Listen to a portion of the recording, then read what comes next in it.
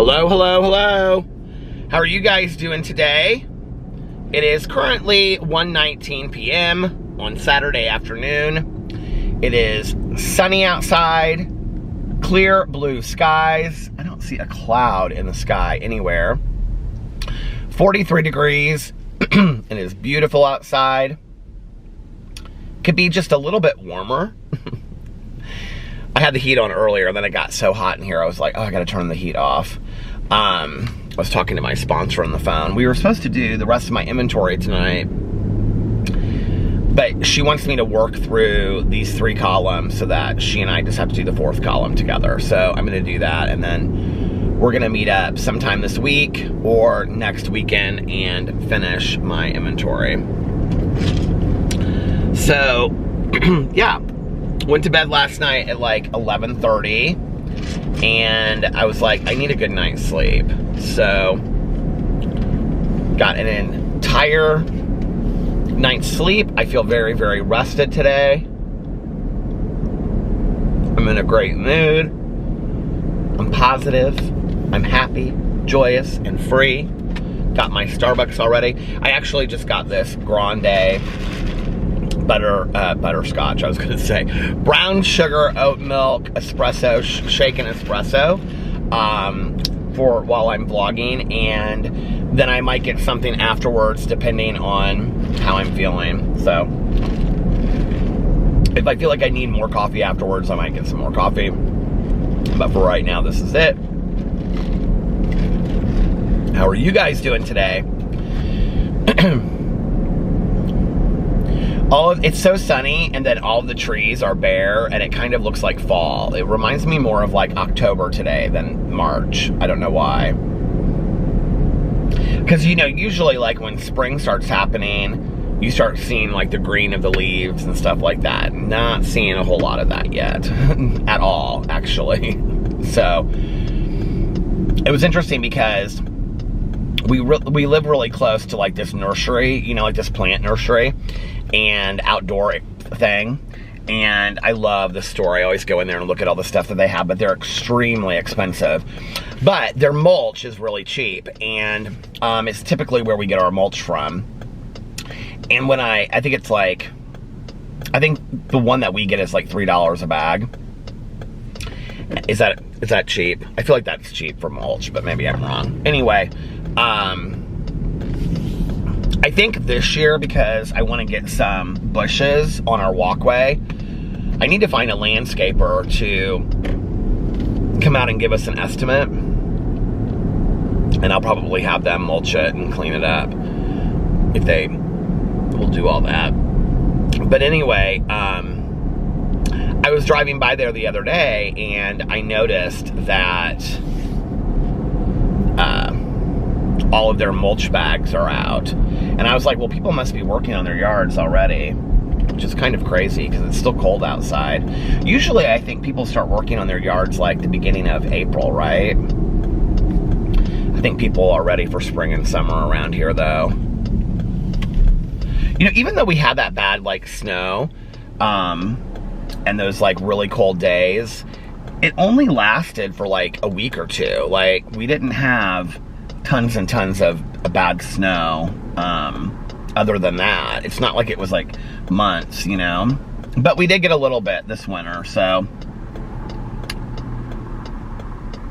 I remember when I was a kid, you know, winter would start in the middle to end of December, and then it would last, I mean, all the way through March, and we would get a lot of snow. I mean, there was not a week that went by that we didn't have snow or ice.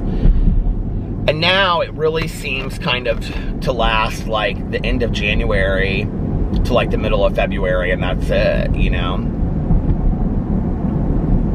I kind of knew the last big snow that we had, I was kind of like, okay, I feel like this is it. Like, this is the last snow that we're gonna have.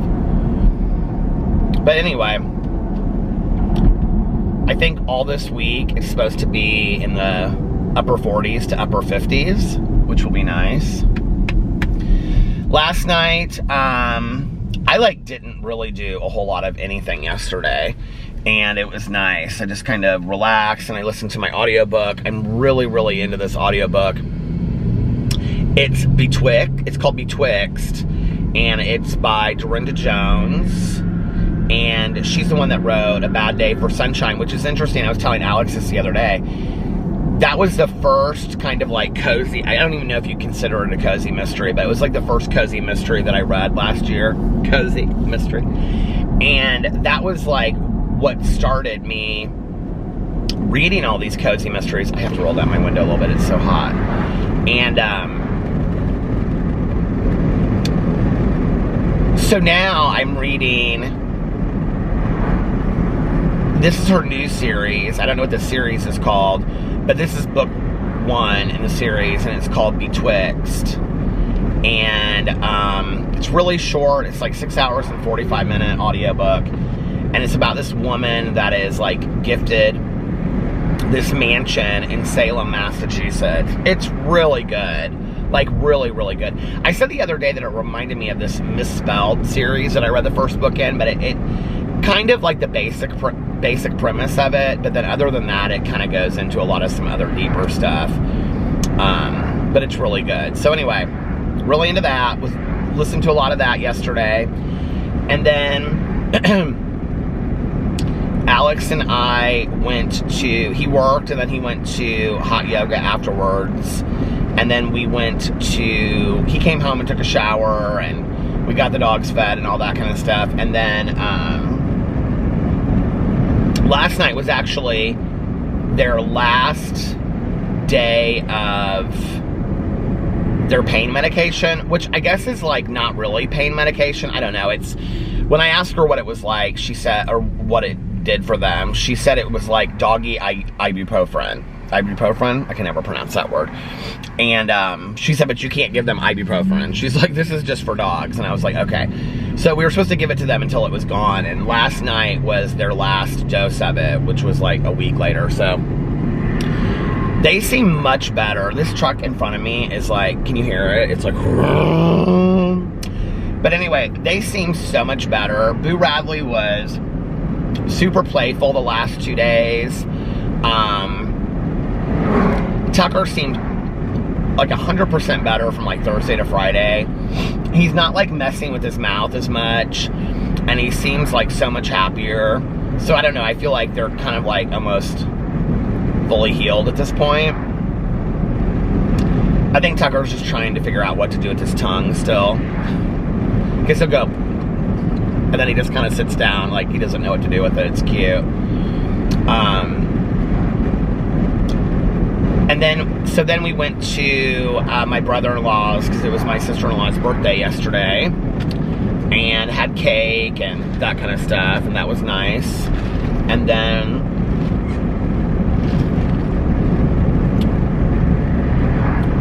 came home, and I was going to actually just leave right then and go vlog, except I was so tired.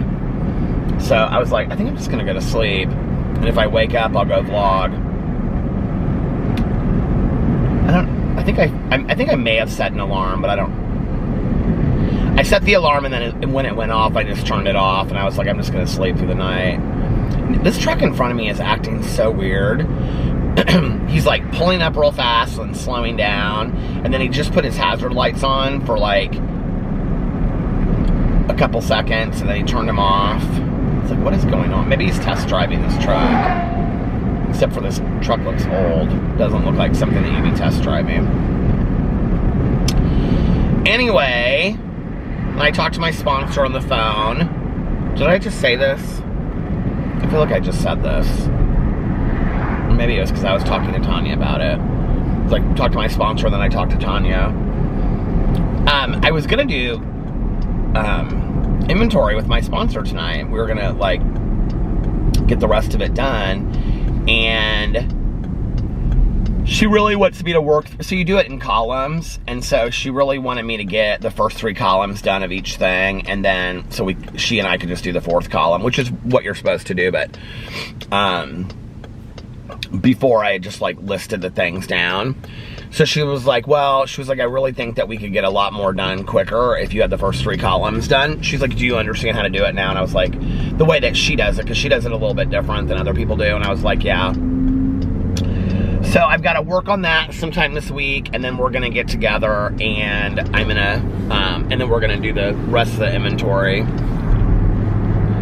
I'm like down really low on gas, although I don't really want to stop vlogging yet to get gas, but I'm like at like an 1/8 of a tank of gas. So I'll drive until my light goes off, and then I'll get gas. How about that?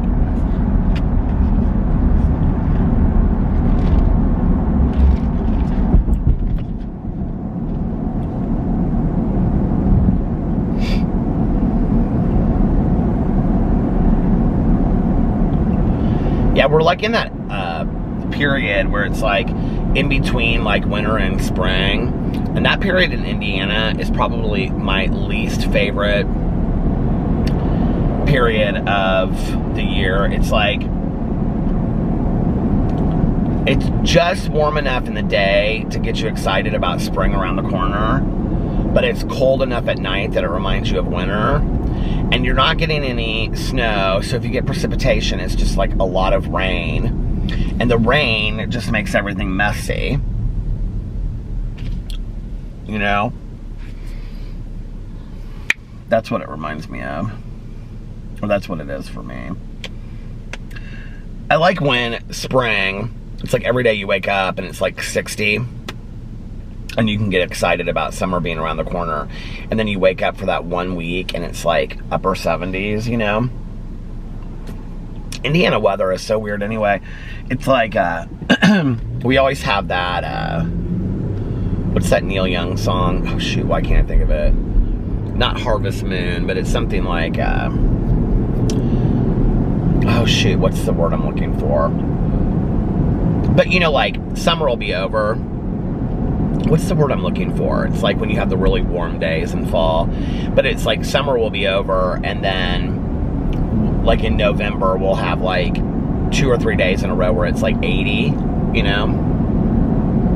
We have a lot of that in Indiana too. You guys are like, Peter, we're so bored of hearing about the weather. About the weather. Do you guys remember that song? By 10,000 Maniacs. I used to love them when I was in high school. I had the weirdest dreams last night. I was like, when I woke up, I was like, that's what I'm going to talk about in my vlog today. And now it's like, I can just, it's like gone. But it's like right there if I like remembered like 1 or 2 things. Do you know what I mean? I've been using this spray on my face. I don't know where I got it. I think it's like Glam Glow or something. But it's this awake spray, and it's like these fruit juices and stuff. And it's like a primer. But I use it on my face to kind of like make my face feel awake in the morning. So I wash my face with, you know, soap and water. And then I put on this Aveeno lotion that I use on my face. But then I spray this spray on there, and it's called Awake, and it's like pink. And I think it's like got a grapefruit juice and stuff in it. I really like it. It really makes my face feel kind of like dewy and fresh. Like once I get going. Why can't I remember that dream? It had something to do with high school. I saw this thing, this guy that I went to high school with, he posted on Facebook yesterday that there's this movie coming out, and it's called Shoplifters of the World. And I was like, oh, what is this? Because that's like, I think the actual song is called, well, maybe it's just the lyrics, but Shoplifters of the World Unite. But that's a Smiths song. And I was like, what is this? So I went to this link and I watched it, and it was this trailer for this movie that comes out, I think, March 28th. And the movie is called Shoplifters of the World.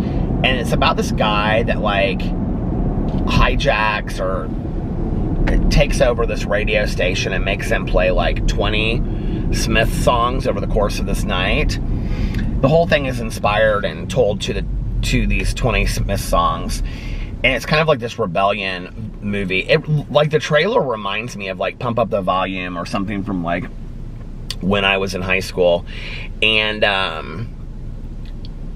y'all know I'm, like, one of the biggest, like, Smiths fans in the world. So, like, that's one of my favorite bands from high school. So I was watching this and I was like, oh my God, I'm so excited about this. And So there's that. What else? What else? What else? What else? That guy has his top down on his car. Okay, it's not that warm outside. I mean, don't get me wrong, I wish it was, but I would think that would be really cold.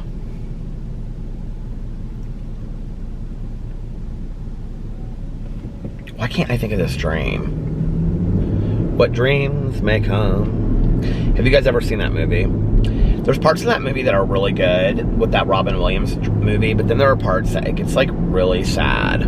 Like really, really sad and dark. I love movies so that speculate about like what heaven's gonna be like. Although I have to say, what's the one with Meryl Streep and the comedian, the guy that's so funny, I can't think of his name. They go to Judgment City and they go, it's like a courtroom, like they have to go before like this judge that judges whether or not they go on or whether they go back to Earth. Do you know what I'm talking about? And like Meryl Streep is like, she's been like perfect her whole life, and she meets this guy and they kind of like start having this like friendship romance, but he's like not as good as her, and it's like he figures out like they're not going to end up together or whatever, and like they have buffets there where you can eat as much as you want. It's like Judgment City is kind of like, what is that movie called? I actually own it on VCR, and it's at my house, but you can like eat as much as you want and you won't gain any weight, and like Judgment City is kind of like Las Vegas. What is that movie called? Oh my God. Why is everything on the tip of my tongue today? This is driving me nuts. Defending your life. Defending your life. Did somebody just shout it out? I heard you. I heard you. Oh my God, I loved that movie. My mom loved that movie so much. I hope that's what it's like. I hope that's what it's like. Or all of a sudden everybody's just on these buses going to Judgment City in heaven. They're like, how did we end up here?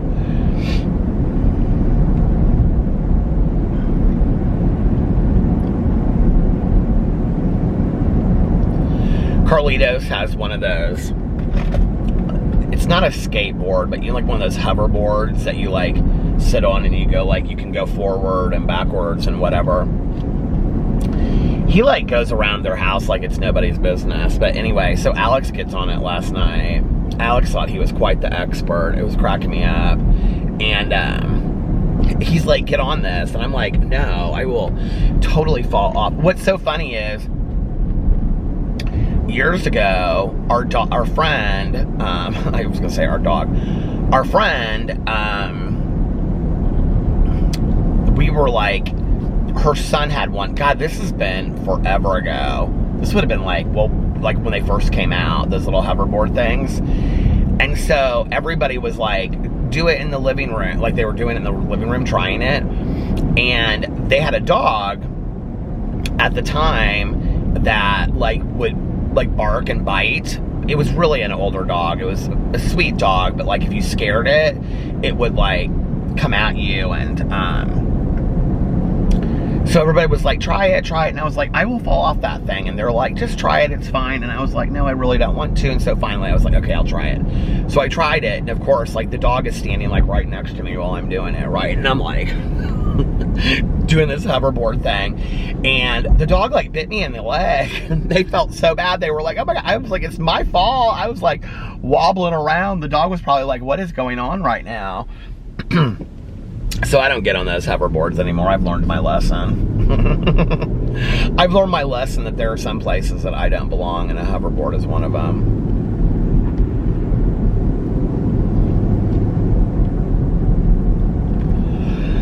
Oh, man. I was back in the day when, like, Melissa and Jason and ourselves and Aaron and Eric and this other couple that we're friends with, we would get together like every other Sunday at somebody's house and have, or we would go out to like a big dinner and we would have what we called family dinners.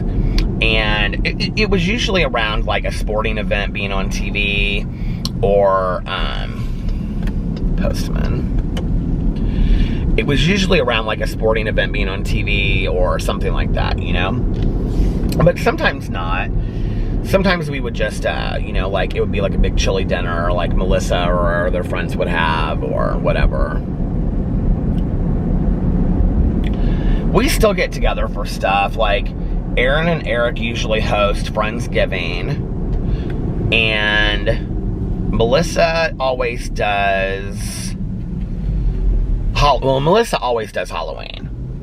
And she makes all the different kinds of chili. And, you know, she makes, for me, vegetarian chili in my little crock pot. And then for Aaron, she makes Aaron's without beans. And then everybody else, she makes a big crock pot that has beans and meat in it. Which is so nice that she does that. And we do this whole thing. Then Melissa also usually hosts, like, a Christmas cookie icing party. Well, not party, but it's like just us. And we'll ice Christmas cookies. Oh, somebody's texting me. And so that's fun. And then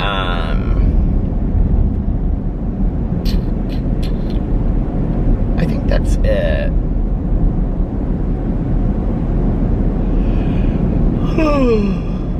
They like just demolish that house. Have you guys ever seen when a house is like demolished? It's so sad, isn't it? That it was just like standing there forever. All those memories.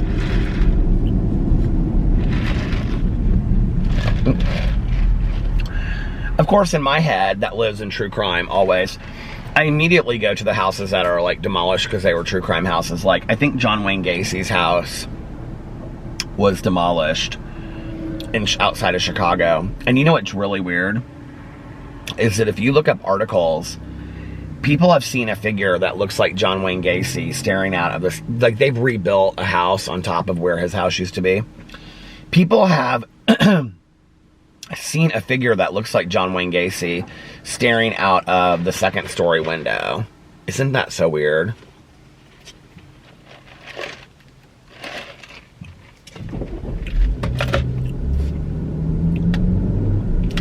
There was another... Where was the other house that... Well, I don't understand. Quite frankly, I don't know. Like, I could not move into a house. Like, I like to read about true crime and stuff like that, but I could not move into a house where, like, that kind of stuff had happened. I was talking to a friend recently that had gone out and had filmed some footage. He does, like, documentary kind of stuff. And he had filmed some footage at Fox Hollow Farms about Meister Mansion. And he was talking to me. He was like, yeah, like the guy that owns it, yada, yada, yada. And I was like, yeah, I couldn't live in that house. Like, there's no way that I could live in a house where I knew that 29 men have been killed. 29 people, period, you know? And go swimming in the pool where you know that they were killed and stuff, and be able to look out your back window to the burn pile where these people were burned. I mean, I don't. And they still find bones out there all the time. Like, I don't know how you do that. I couldn't live there. And another one, I gotta pull in here and see who's texting me because it might be something that I need to see.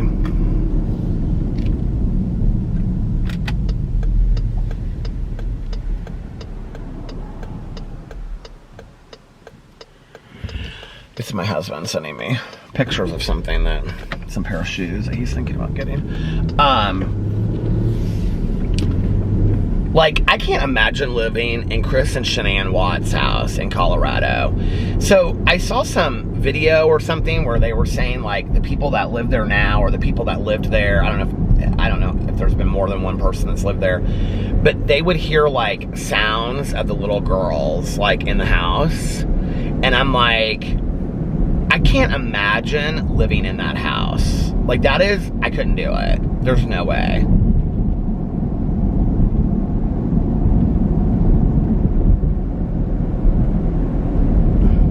Where was the other place that was taken down? I'm trying to, like, go through my head and think about like all the different, well, like, you know, when I read about the Golden State Killer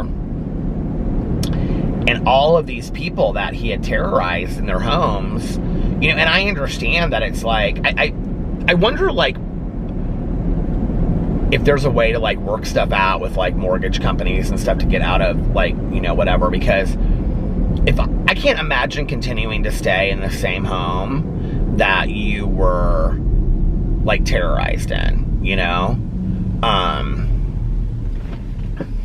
There was this thing that happened here, God, it was like probably 6 years ago. I knew this girl that she was like really good friends with the daughter that it happened to.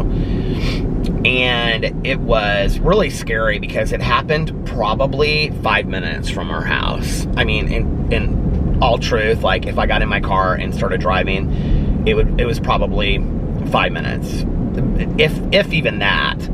And the dad, I think there were other siblings, but I think they had left for the day. And I think the girl was home, like she graduated from college or something, and she was living at home for a period. The dad had left for work. And after he left for work, the mom and the daughter were still asleep, I believe. I could be wrong. And I think it was 2 men came into the house. And they took the mom and the daughter, and then they made them go to the bank machine. I know that for a fact. And made them like take money out of these bank machines. I think that's actually how they got caught, maybe. They got caught rather quickly, I think. But I think it was pictures on the ATM machine or something like that, or the bank machine. Maybe I'm wrong. I don't know. But anyway, but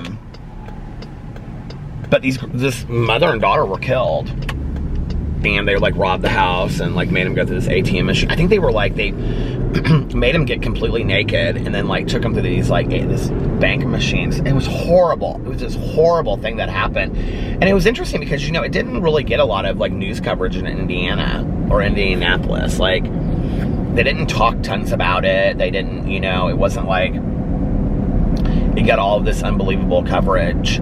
But can you even imagine? Like, that is so horrible. And,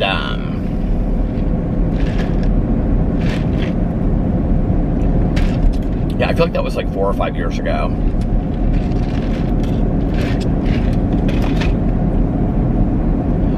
Indianapolis has become such a violent city that, like, I'll be with some friends or something, or talking to friends on the phone or whatever, and they'll reference something that happened like 6 months ago, and they'll be like, well, you know what I'm talking about, like that, you know, where the guy, you know, killed his wife and then killed himself, or killed his wife and killed his 2 kids and himself in Carmel. And I'm like, what are you talking about? Like, Carmel's like, I'm almost right in Carmel right now. It's like the suburb that I went to high school with and where I graduated and where I lived. Oh, you know, that guy, and he like killed his wife and kids and then he killed himself. I'm like, I have no idea what you're talking about. Yes, you do. It happened like 6 months ago. And I'm like, no, I didn't hear about it at all, you know? And it's so, like, all this stuff happens, but it's like, it's not just like that kind of crime that happens. I mean, like, I think when you say, like, Indianapolis is a dangerous city, it's like not just Indianapolis, like being downtown. Like, being downtown is like dangerous, but not as dangerous. I mean, I'm talking about this other kind of stuff. Like, there's a lot of like suburban crime of like people like killing family members and stuff. There seems like there's just been like a lot more of that in the last couple years, you know?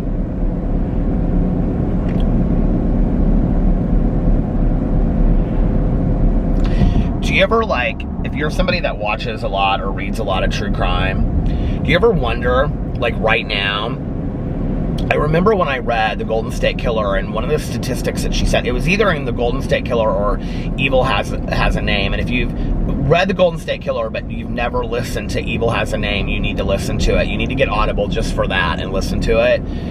and then cancel your membership. It is Paul Holes, who was the detective that worked with Michelle McNamara on the case. Like, even if you've seen the 6-part documentary, you still... It stopped and I didn't even know it. I was sitting here going on about Evil Has a Name, but if you... I just realized I have to watch Hell in the Heartland tonight. Because tomorrow's the book club and I haven't finished it yet. Because I've been putting it off to wait to the last minute, and now I'm at the last minute and I haven't finished Hell in the Heartland yet, which I wanted to do anyway. But, what was I gonna say? No, I can't remember.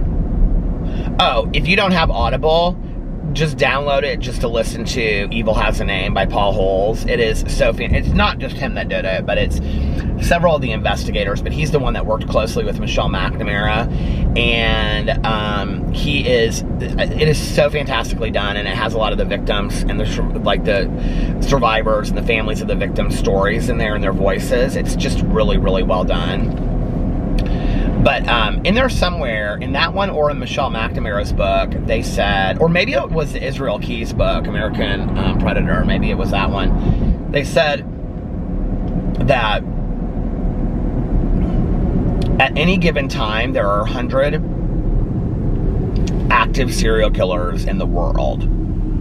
Okay? But then it also cited the statistic that scientifically, everybody has walked by a serial killer at least one, I think it was twice in your life or something like that, which is so weird, isn't it? But when you think about that, right now, there are 100 active serial killers in our world, right? Which are, planning out the next thing they're gonna, it's really scary to think that way. It could be right around you, and you didn't even know it. Not a killer, not an isolated incident. We're talking numbers, okay? That's what Eileen Wuornos said. She said, they made her a serial on the numbers. That's what she said in interviews. Do you remember that? God, what a nutcase.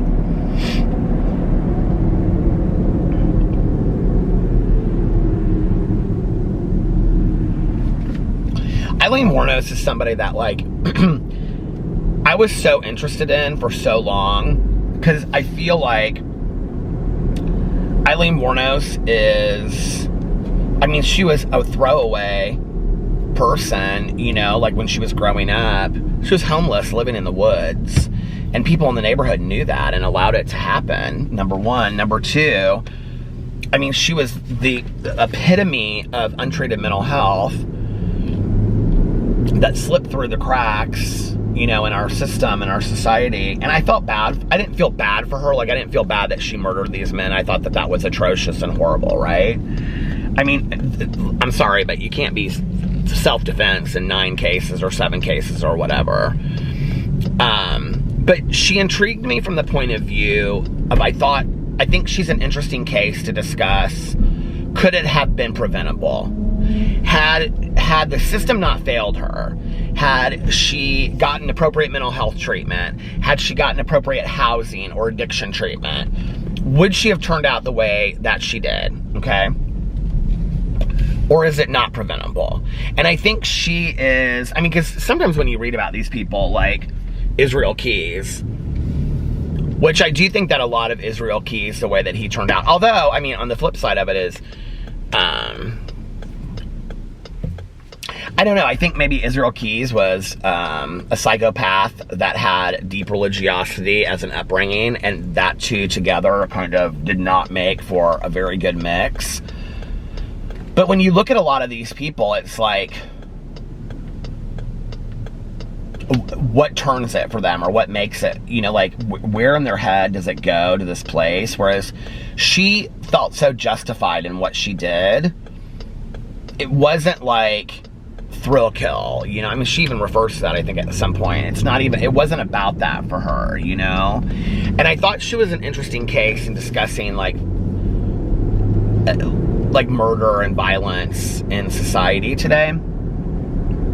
But honestly, after reading that book about her last year, and then watching the documentaries again, and and watching a lot of the interview footage that I really had never watched before. Not the interview footage of the guy that did the documentaries, but the interview footage of like her being, I think it was Diane Sawyer may have interviewed her, I don't know. And then watching the made-for-TV movie with Charlene from Designing Women, what's her name, Jean Smart, and all of that. I just was kind of, and starting to read some of Dear Dawn, not all of it, but some of it. I kind of was like, I've had enough. Like, I can't do this anymore. You know, it's like she became not interesting to me anymore. It wasn't that she became not interesting to me. It just was, it was too much. And that has happened to me almost with every case that I have read about in this, which is probably a healthy thing. It's like, once I have read enough about it, it's like, I don't really want to know anymore about this case. I just really don't. You know, even with the Columbine thing, I think that what was so interesting to me about reading it was, how do we prevent this from happening further? How do we stop this from happening again in our world? Because it is going to happen again if we don't figure out how to prevent it, you know, and you know, it's like, one of the saddest things ever was when we were reading that book, I remember one of the people said in there, I'd never thought of it this way, one of the students said that what they didn't like was that people now forever referred to it as Columbine, right? Like, as an event that happened. Like, you know how we say like 9/11? Well, this was Columbine. And to them, it was their school, it was their city, it was where they grew up. It wasn't just this event that happened. And so they tried to take some of that back, which I totally understand, right? But at the same time, where's that music coming from? I mean, I think people will forever refer to it as Columbine, you know, and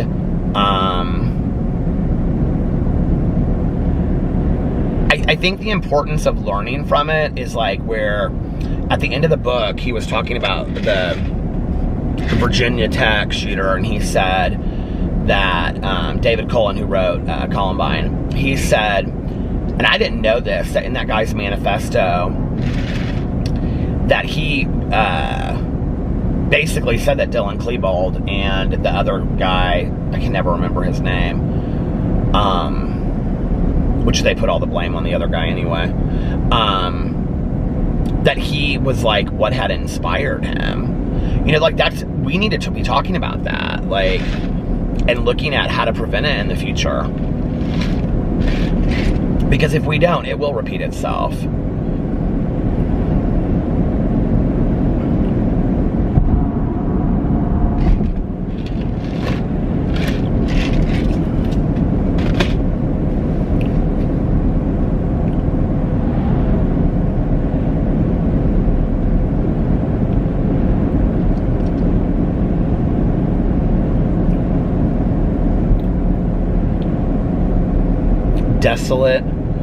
Desolate.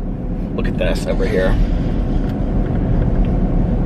It'll be farmland here. It'll look like farmland, I guess, here soon. It's weird when you think about like everything dying and then everything growing back again. And I was talking to a friend of mine the other day. I realized how I was changing, and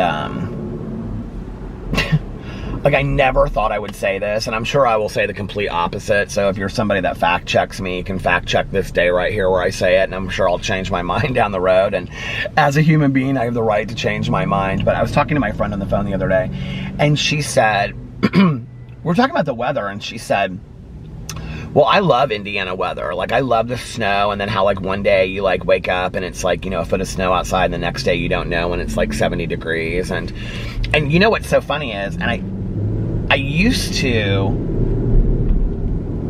love that too. I don't know that I love it anymore.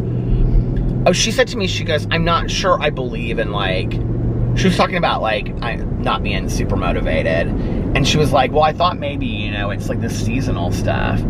She's like, but I don't know how much I believe in that. I'm like, well, I really do believe in that. But at the same time, like, seasonal affect disorder. But, I'm like, I don't know, like, I think maybe I could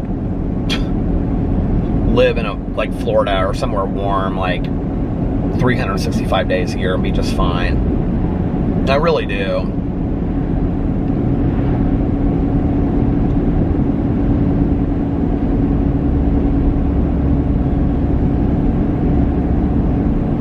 I'm not saying that I wouldn't miss the snow, you know, but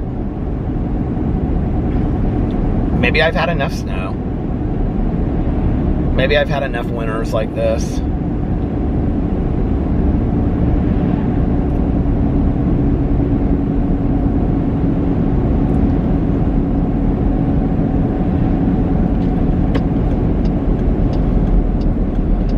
Who knows? Sure doesn't seem like a Saturday. I don't know what it feels like, but it doesn't feel like a Saturday.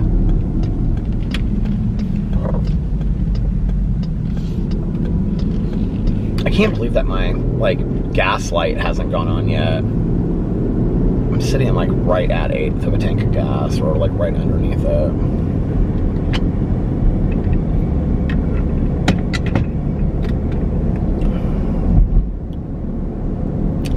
Tomorrow is True Crime Book Club at 4 p.m. Eastern Standard Time. If you would like to join with us, please come over and join. We are reading Hell in the Heartland, or we're not reading, we're discussing Hell in the Heartland by Jax Miller. I'm really excited about it. And then we are starting to read People Who Eat Darkness. I don't remember who it's by, but it's about a girl that goes missing in, I believe, Japan.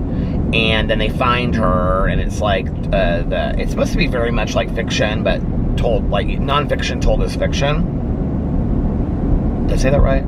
Non-fiction told as fiction, yeah. It's supposed to be really well done. And actually, I asked Jax Miller for a recommendation, and she recommended that book so that's our March book. And, yeah. And what else? Tuesday, I have to pick up Tanya early because we're having a business meeting for our home group. So we have to get there super early. I usually pick up Tanya at her house at like 7:30. And we have to be at the meeting at 6:45. Needless to say, Peter's going to have to get up a little early on... Peter's going to have to get up a little early on Tuesday to get some stuff done. And today, I'm going to go to my gas station up here and get some gas, and then I'm going to go home and film some videos. I think I'm going to go do a review video right now, and then I'm going to go home and film some videos, and then if I have time, well, I would have to call her and ask her. I don't get the feeling she really wants to do a lot of inventory tonight. She was kind of tired. She had gotten up, my sponsor had gotten up early to do a bunch of stuff. But she told me, she was like, if you get the writing done, we can do it tonight. So if I get the writing done on it, I might go over there and do the inventory tonight. But I think I might wait until tomorrow. Well, tomorrow I'm going to be busy. So, with the book club and everything else.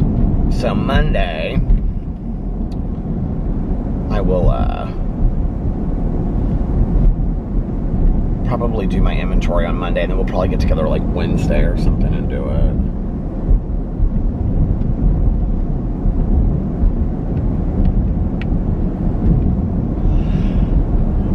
Now watch, I've just talked about this serial killer stuff, and now there'll be like a new serial killer that they talk about, and they're like, there's a new serial killer out, you know?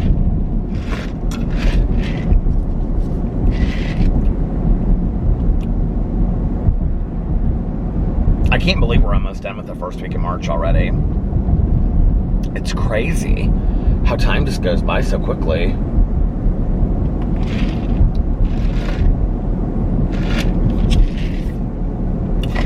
Well, alright, you guys, listen, I'm going to cut this one off a little early tonight, or today. So I'm going to end it now and get gas, and then I'm going to go home. Oh, I'm going to go do my review video after I get gas. And then I am going to go home and film a few videos of the world. So anyway, yeah, I'm gonna go get that done, and let's see, what else? I think that's it. If nobody else has told you this today, I love you. Most importantly, make sure that you reach out to somebody and let them know how much they mean to you today. Always also practice, also like I always say, practice random acts of kindness, but also like I always say, don't tell anyone, just do it because it's the right thing to do. It's a nice thing to do. Put some kindness, love, kindness, goodness, forgiveness, for goodness sake, understanding, tolerance, compassion, hope, faith, courage, awe, wonderment out into the world, and always lead with love like it says in the 4 agreements. And I love you guys so much, and I will see you tomorrow. Bye. Love ya!